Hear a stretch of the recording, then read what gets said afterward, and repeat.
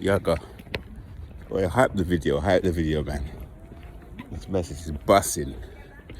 Yo, so when are you gonna learn? When are you going to get it in that skull of yours how this thing works? It's always 180 degrees flip. I don't know what I can liken it to. The flip is so like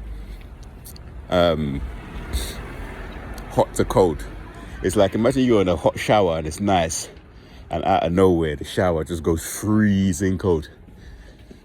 Guys, my original videos that I was doing was called, I don't know if you can scroll to it, it was called How to Survive a Dysfunctional Toxic Friend Group in Your City.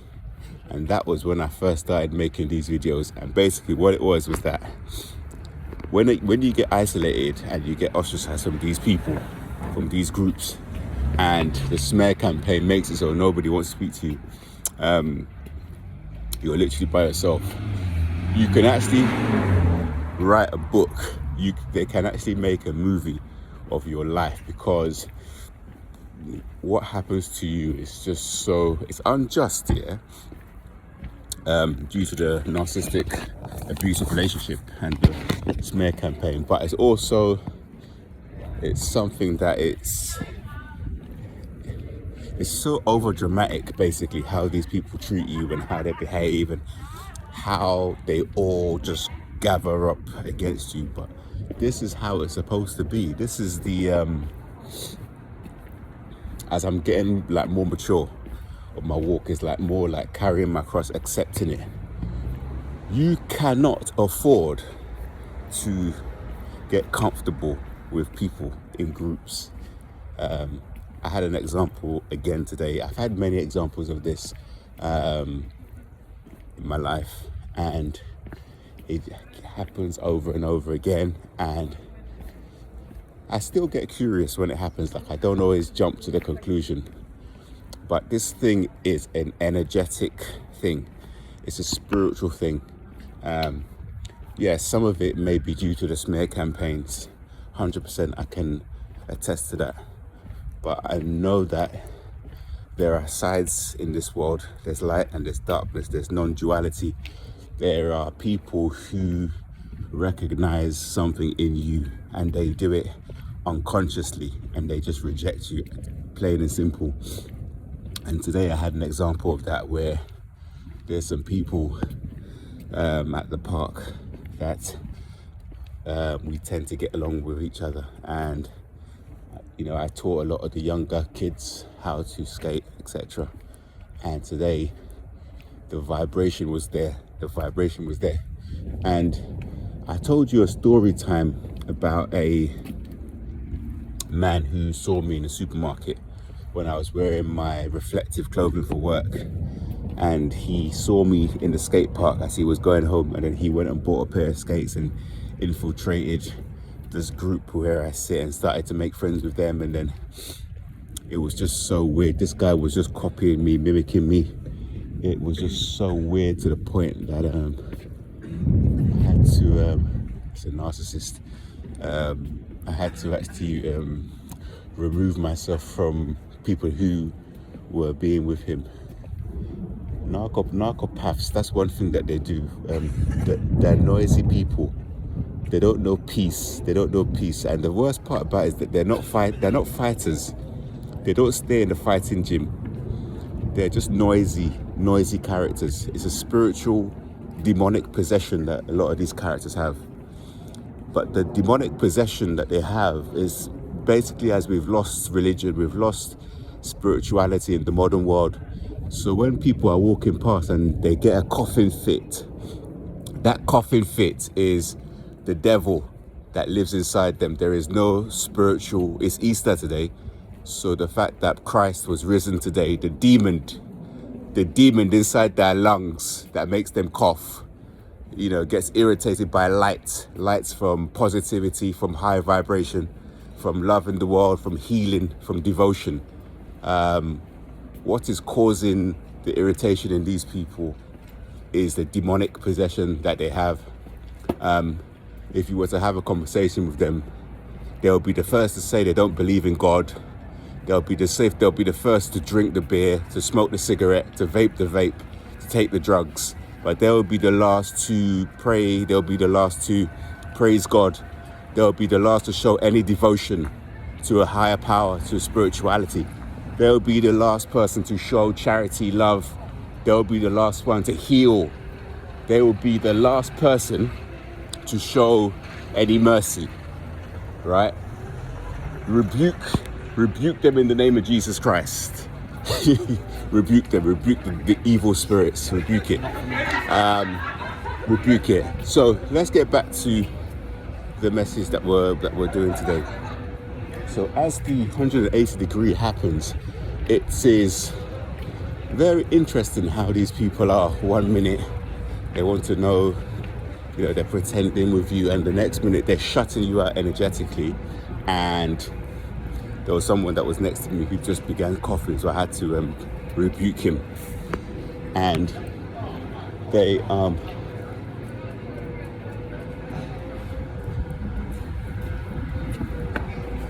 start behaving in these I'm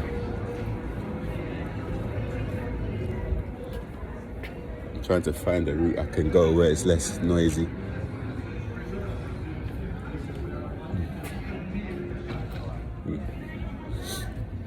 This looks maybe more peaceful.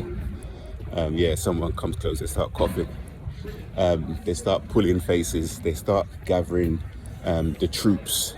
So basically in these dysfunctional, toxic, narcissistic groups, friend groups and social gatherings, it's a hierarchy. And when I was in the group, I subconsciously just played my position. Like there is an actual hierarchy. It's a pyramid system. So you have people at the top who give the order. These are the ones that you end up having a disagreement with. These are the ones that will tell everyone not to be friends with you. These are the guys that are the top of the hipster groups. They're the most popular ones. They're the ones that there's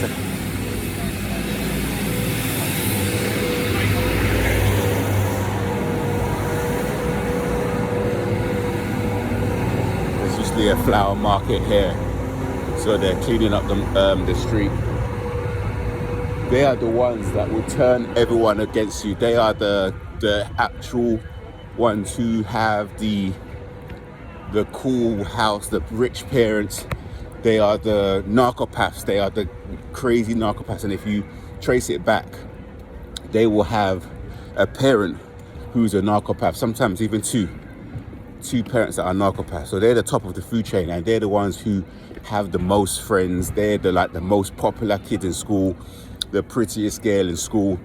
She'll be the girl, and she has to have the best looking boyfriend. They're the guy who has to have the best car. He has to have the prettiest girlfriend.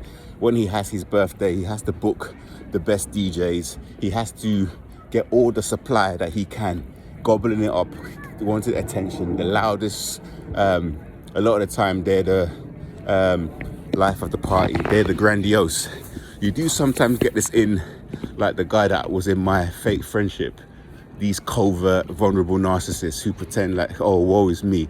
But a lot of the time, what I'm talking about now is sort of based on status. So you're in a group, toxic friend group, and you have the top, middle, or bottom. When I was in that group, I was kind of like a henchman. I wasn't the top of the group. I was the one who had the connections. So I knew certain promoters, I knew certain DJs, I knew where to go to get the 24-hour alcohol, the cheap alcohol spots.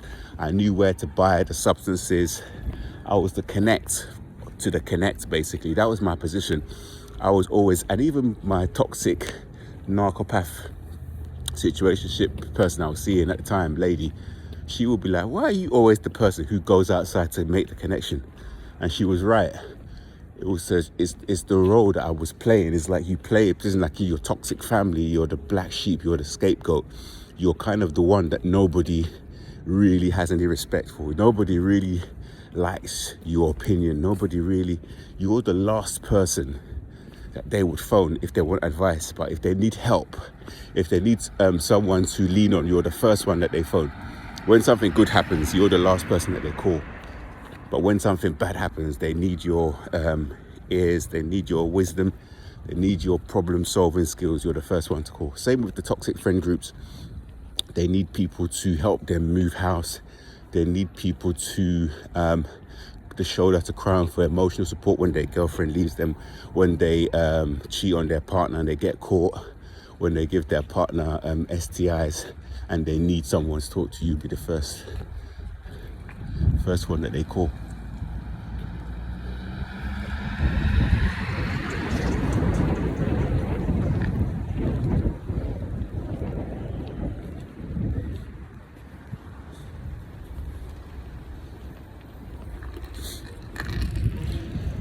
Yeah, so at the park today, this young lady who was making friends with the guy who mimicked me, recently I pulled back from her. And when I pulled back from her, she pulled back from me.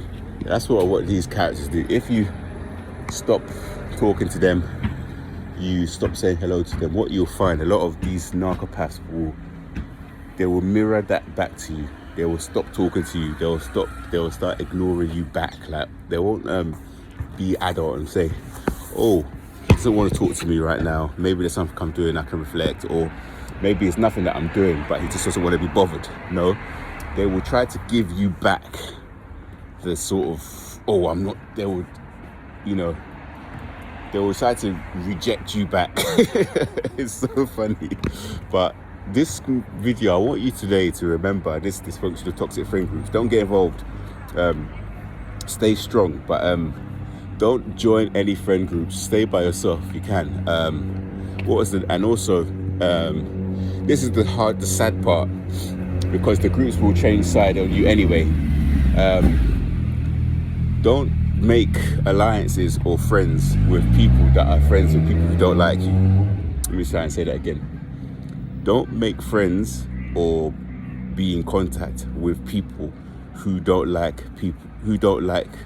Yeah, but don't be friends with people who are friends with people who don't like you. I hope that's that clear way.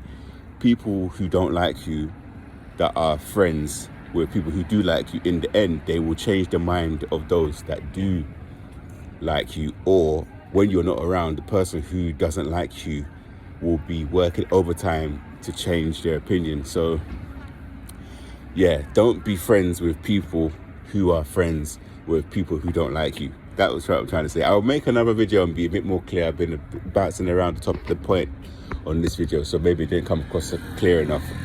But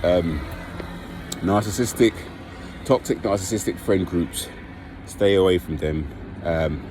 It's all about validation. It's all about triangulating people against you. It's all about giving the impression that they are more powerful and they're better than you because there's a higher number of them, less number of you.